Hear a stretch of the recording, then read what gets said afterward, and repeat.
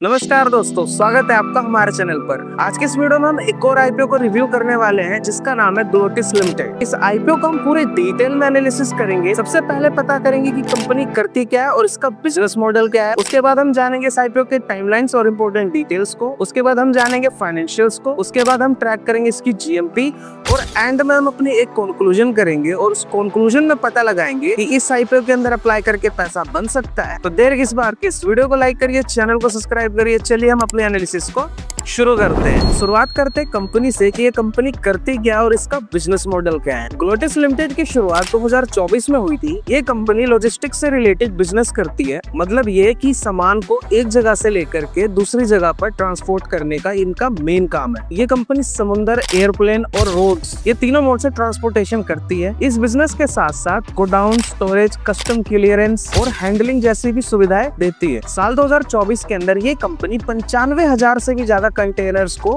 एक जगह से लेकर के दूसरी जगह पर ट्रांसपोर्ट कर चुकी है। इंडिया के अंदर टोटल इसके 8 बड़े ऑफिसेज हैं, जैसे मुंबई, कोलकाता, चेन्नई और बेंगलुरु जैसे बड़े बड़े नाम शामिल हैं। इस कंपनी का काम इंडिया में तो है ही, साथ ही में जो वर्ल्ड के बड़े बड़े कॉन्टिनेंट्स हैं जैसे कि यूरोप, अमेरिका और मिडिल ईस्ट, ये सारी जगहों पर कंपनी का एक मजबूत नेटवर्क है जहां पर ये कंपनी ट्रांसपोर्टेशन का काम संभालती है। इतना अच्छा खासा नेटवर्क होने की वजह से ये कंपनी बड़े बड़े शिपमेंट बहुत ही इजीली हैंडल कर लेती है। वेल, ये तो हमने देखना है कि कंपनी करती क्या और इसका बिजनेस मॉडल क्या है।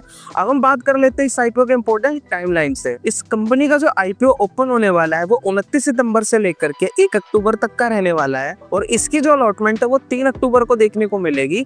और ये जो अलॉटमेंट है के फिनटेक की साइट पर आएगी, जिसका मैंने ऑलरेडी लिंक डिस्क्रिप्शन में मेंशन कर दिया है। आप वहां से जाकर के इजीली चेक कर सकते हैं। अगर इसका अलॉटमेंट किसी को नहीं मिलता है तो उनको 6 तारीख को उनके रिफंड्स इनिशिएट कर दिए जाएंगे। और बात करेंगे अगर हम इसकी लिस्टिंग की, तो वो हमें 7 अक्टूबर को देखने को मिलेगी, यानी कि 7 अक्टूबर को सुबह 10 बजे बाइंग और सेलिंग स्टार्ट हो जाएगी। इसी के साथ इस आईपीओ के हम कुछ और इंपॉर्टेंट डिटेल्स को चेक कर लेते हैं। इसका जो टोटल इशू साइज है वो 360 करोड़ का देखने को मिलेगा। 160 करोड़ फ्रेश इशू है कि जो बचा हुआ 147 करोड़ है वो ऑफर फॉर सेल है। इसी के साथ अगर मैं इसके प्राइस बैंड की बात करूं तो वो हमें यहाँ पर 120 रुपए से लेकर के 129 रुपए तक का देखने को मिलेगा और इसके एक लॉट के अंदर 114 शेयर्स देखने को मिलेंगे। अगर आपको रिटेल कैटेगरी से एक लॉट अप्लाई करना है तो आपकी जो अमाउंट रहने वाली है वो 14,706 रुपए की रहने वाली है। इसी के साथ अगर हम इस आईपीओ के रिजर्वेशन कोटे की बात करें तो ये 30% का जो अपना स्टेक है वो QIB को ऑफर करेंगे और बाकी जो बचा हुआ 40% ये रिटेल कैटेगरी को कर रहे हैं और एंड में बचता है 30% वो NII यानी नेट इंस्टीट्यूशनल इन्वेस्टर्स को ऑफर कर रहे हैं। वेल, ये तो हमने आईपीओ के इंपॉर्टेंट डिटेल्स और टाइमलाइन को चेक कर लिया। अब हम जान लेते हैं इस आईपीओ के फाइनेंशियल्स को और पता लगाते हैं इसके फाइनेंशियल्स कैसे हैं। फाइनेंशियल जानने से पहले मैं आपसे एक छोटी सी रिक्वेस्ट करना चाहूंगा। अगर आप इस वीडियो पर नए हैं तो प्लीज इस वीडियो को लाइक करके चैनल को जरूर सब्सक्राइब करें। हम बहुत ही मेहनत से और डेडिकेशन से और साथ ही में रिसर्च कर ये वीडियोस आपके लिए लेकर आते हैं ताकि आप एक अच्छा डिसीजन ले सके आईपीओ के अंदर अप्लाई करने का। तो प्लीज हमारे चैनल को जरूर सब्सक्राइब करें। अब हम बात कर लेते हैं फाइनेंशियल्स के बारे में। यहाँ पर सारे फिगर्स करोड़ के अंदर है। तो शुरुआत करेंगे असेट से। तो 2023 में जो इनका असेट्स था वो 72 करोड़ का था। 2024 में इंक्रीज होकर हो जाता है 81 करोड़ का और 2025 में ये अगेन इंक्रीज होकर हो जाता है 156 करोड़ का। इनके असेट्स में काफी ज्यादा शानदार तेजी देखने को मिल रही है। इसी के साथ अब हम बात कर लेते हैं रेवेन्यू के बारे में, यानी वो इनकम जो कंपनी के कारोबार से कंपनी के पास आई। 2023 के अंदर 478 करोड़ का इनका रेवेन्यू था। 2024 में थोड़ा सा इंक्रीज होकर हो जाता है 499 करोड़ और 2025 में एक अच्छा खासा मैसिव जंप देखने को मिल रहा है जो कि हो जाता है 942 करोड़ का। इसी के साथ अब हम जान लेते हैं कंपनी के प्रॉफिट्स के बारे में। क्या ये कंपनी प्रॉफिट्स अच्छा खासा बचा पाई है? तो 2023 के अंदर जो इनका प्रॉफिट था मात्र 22 करोड़ का था। 2024 के अंदर ये आकर हो जाता है 30 करोड़ का और 2025 आते आते इस कंपनी का जो प्रॉफिट था वो 56 करोड़ का हो जाता है। इसके जो प्रॉफिट्स है अच्छे खासे यहाँ पर इंक्रीज होते हुए देखने को मिल रहे हैं। इसी के साथ अब हम जान लेते हैं EBITDA के बारे में। तो 2023 के अंदर 33, 2024 में 40.36, 2025 के अंदर 78.45। इसका जो EBITDA ये भी इंक्रीज होते हुए देखने को मिल रहा है। अब जान लेते हैं कंपनी के क्या नेटवर्थ इंक्रीज हुई है। 2023 के अंदर 11 करोड़ की नेटवर्थ थी, जितना इनका प्रॉफिट नहीं था उससे कम इनकी नेटवर्थ थी। यहाँ पर ये चीज गौर करने वाली बात है। 2024 के अंदर 42 करोड़ की हो जाती है और 2025 के अंदर अच्छी खासी इनकी नेटवर्थ इंक्रीज हो जाती है, जो कि हो जाती है 98 करोड़ रुपीस की। वेल, अब हम देखते हैं इस कंपनी के रिजर्व एंड सरप्लस को, यानी वो पैसा जो कंपनी के पास एज ए रिजर्व रखा हुआ है उसके बुरे वक्त के लिए या फिर आने वाले एक्सपेंशन और ग्रोथ के लिए। 2023 के अंदर इनके जो रिजर्व एंड सरप्लस थे वो 10 करोड़ के मेंटेन थे। यहाँ पर 2024 में ये इंक्रीज होकर हो जाता है 41 करोड़ के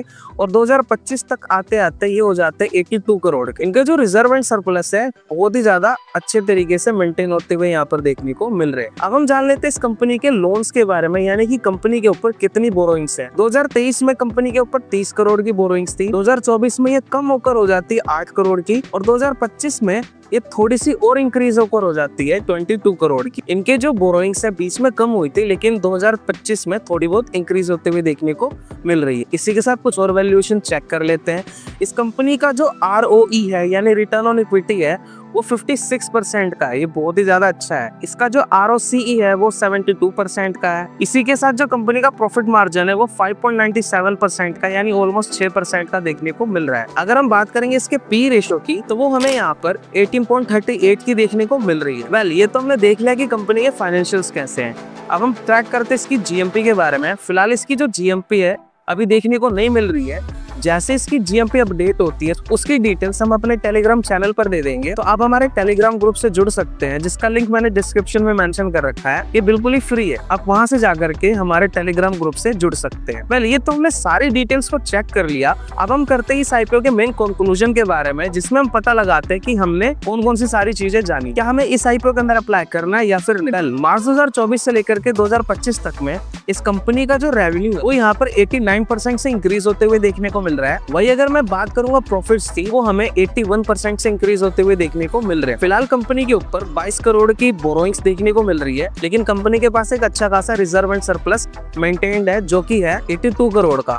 तो ये कंपनी जब मर्जी अपने रिजर्व एंड सरप्लस से अपने लोन को रीपे कर सकती है। देखा जाए लॉजिस्टिक सेक्टर्स के अंदर काफी ज्यादा एक्सपेंडिचर होता है, इसके बावजूद भी कंपनी का जो प्रॉफिट मार्जिन है वो लगभग 6% का है, जो कि कहीं ना कहीं बहुत सही देखने को मिल रहा है यहाँ पर। इसी के साथ इस IPO का हमने दूसरी कंपनियों से पेयर कंपैरिजन करके देखा, उसमें हमें इनका जो EPS और पे रेशियो को कंपेयर करके पता लगा इस IPO की जो वैल्यूएशन है वो थोड़ी सी महंगी देखने को यहाँ पर मिल रही है, जो कहीं ना कहीं इसका प्राइस रहने वाला है वो उसकी वैल्यूएशन को जस्टिफाई नहीं करता है। इस IPO का एक ही मेन ऑब्जेक्टिव देखने को मिल रहा है, इस कंपनी को जो IPO से मिलने वाला पैसा है उसमें से 132 करोड़ रुपए की जो अमाउंट है उसको ये कंपनी अपने आने वाले कैपिटल रिक्वायरमेंट्स को फुलफिल करने के लिए यूज करेगी। तो कुल मिलाकर वैल्यूएशन के हिसाब से कंपनी महंगी देखने को मिल रही है। बाकी अब देखने वाली बात ये रहती है कि इस IPO के अंदर कितने लोग इंटरेस्ट दिखाते हैं। अगर इसकी GMP थोड़ी अच्छी हुई तो हम लिस्टिंग गेन के लिए अप्लाई करने का सोच सकते हैं, वरना हम इस IPO को अवॉइड ही करेंगे। वेल, इस वीडियो को यहाँ तक देखने के लिए दिल से धन्यवाद। अगर आपको कुछ भी यहाँ पर नया सीखने को मिला, अगर आपको हमारी एनालिसिस अच्छी लगी तो इस वीडियो को लाइक करके चैनल को जरूर सब्सक्राइब करें।